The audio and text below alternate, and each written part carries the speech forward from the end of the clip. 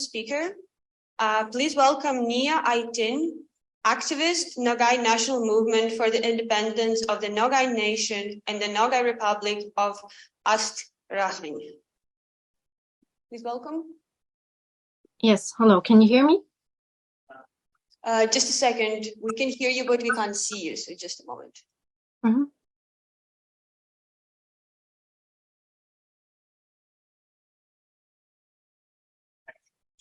You need to turn horizontally your camera.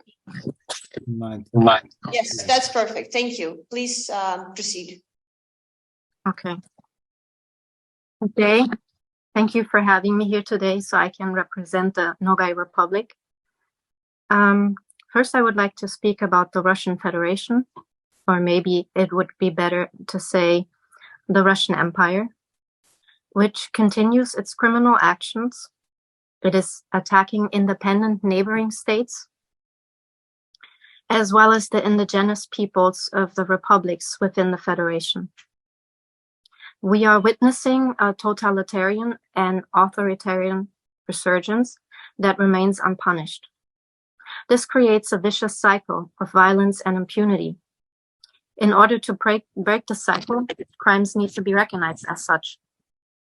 The International Tribunal recognizing crimes against the Ukraine would be one of the first steps, but more should be done in that aspect. Currently, many Nogais are fighting and dying in the Ukraine at disproportionate numbers. One must not forget the past crimes against the Nogai people. Whether genocide was committed a few years ago or 300 years ago, it always remains a genocide. We remember the slaughter of the population of the Kazan Khanate, the use of the scorched earth tactics on our lands 300 years ago. The same strategies are still implemented by the Russian army. Wouldn't it strike you as strange that a Nogai state with more than 1 million people is simply reduced by half overnight? That the original inhabitants that have existed for hundreds of years simply vanish, and their language almost ceases to exist. Imagine the sheer amount of atrocities that had to happen to reach these goals. We need to understand what led to the destruction of peoples. We need to remember history and a condemnation of these crimes. The world must hear it and understand that it is not possible to trade with totalitarian states and then turn away while they are killing their subjects. Decolonization and working with independent states can save many peoples from extinction. Peoples that have a right to these lands, natives that resisted genocides, assimilation, have kept their culture and even ethnic identity alive. And these past years, they have worked even harder to rise from the ashes. Especially in the Turkic world, Nogais have regained their reputation with many prominent artists, musicians, historians, and various cultural projects and films, educational centers, even the self-teaching of their language.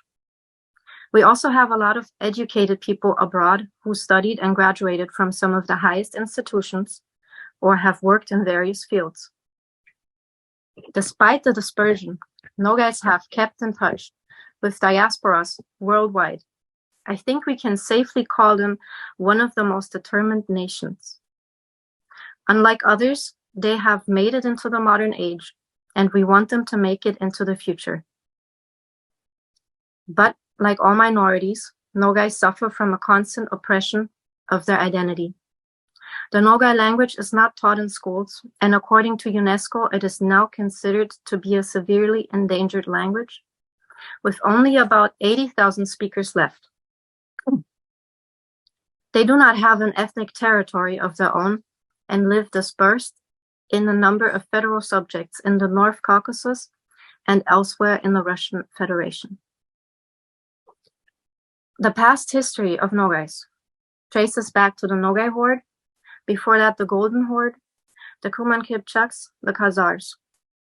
If you don't know what that means, we are talking about roughly 1,200 years of major ancestral influence. with borders reaching from Europe to Asia. 400 years of the presence of the hordes, meaning the Golden Horde and the Nogai Horde. Nogais of today trace their ancestry back to Nogai Khan, a great-great-grandson of Genghis Khan. It is a history too important and too influential to be forgotten. Everyone knows Genghis Khan, yet no one recognizes the descendants. People believe it all simply falls back onto Mongolia, but it is no secret that much of the military forces consisted of Turkic peoples. Yet, especially in the West, hardly anyone will understand who the Nogais really are.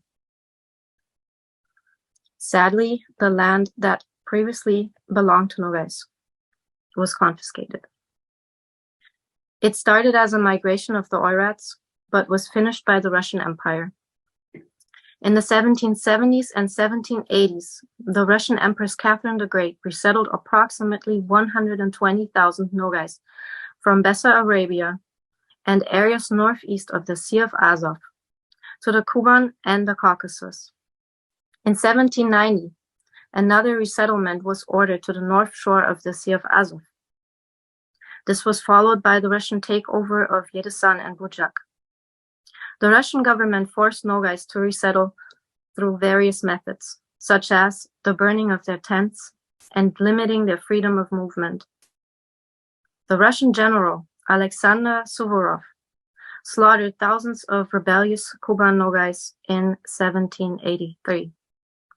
Several Nogai tribes took refuge among the Circassians. Other Nogai clans began to migrate to the Ottoman Empire in great numbers from the southern Ukraine or directly from the Caucasus. We don't know all the details about the mass expulsion and the genocide, but I'm sure we can apply one rule. Like so often, the winners write history, and it seems that Russia lost a good deal of native history for the benefit of territorial claims. The economy of our country could consist of the following sectors: recreational and wellness / health-related tourism, incorporating the mineral and hot springs; beach tourism, almost all of the country is by the sea; a focus on IT programs and technologies; smart agriculture with limited fresh water, using France, Germany, or the USA as an example; creating of an arbitration court that could deal with disputes of commercial structures of the post-Soviet Union; a port between Asia and Europe, which could play an important role in new trade routes. The Caspian Sea shelf is very promising in terms of oil and gas. Hydrocarbon reserves there are many times greater than those already discovered on land. A total 70% of the shelf stretches along Nogaistan. Education with an emphasis on private English-speaking boarding schools, as seen in Switzerland, Malta, or Great Britain. An effective judicial system is key to organizing a normal economy. Therefore, it is necessary to start any reforms with the courts and law enforcement officers. Key features of financial investment could entail protection of private property, inviting already existing and reputable companies, privatizing the judiciary, and absence of taxes will make business more profitable. Our trade will be open to absolutely all countries. This will make it possible to lower prices, increase the flow of goods, increase competitiveness, and trade. An absence of customs duties will enhance the transit of goods and services. We believe in a strong sense of justice in the world and are hopeful that once our story is understood, there will be changes. We want and we deserve our own free Nogai Republic. But we need for our neighbors to recognize us too, as we will do for them. Once everything is established, we would love to offer our fellow tribesmen to return to their homeland as well. Last but not least, I would like to thank the head of the Nogai National Political Center and founder of the movement Free Nogaistan, Rizwan Kubakaev. Thank you very much.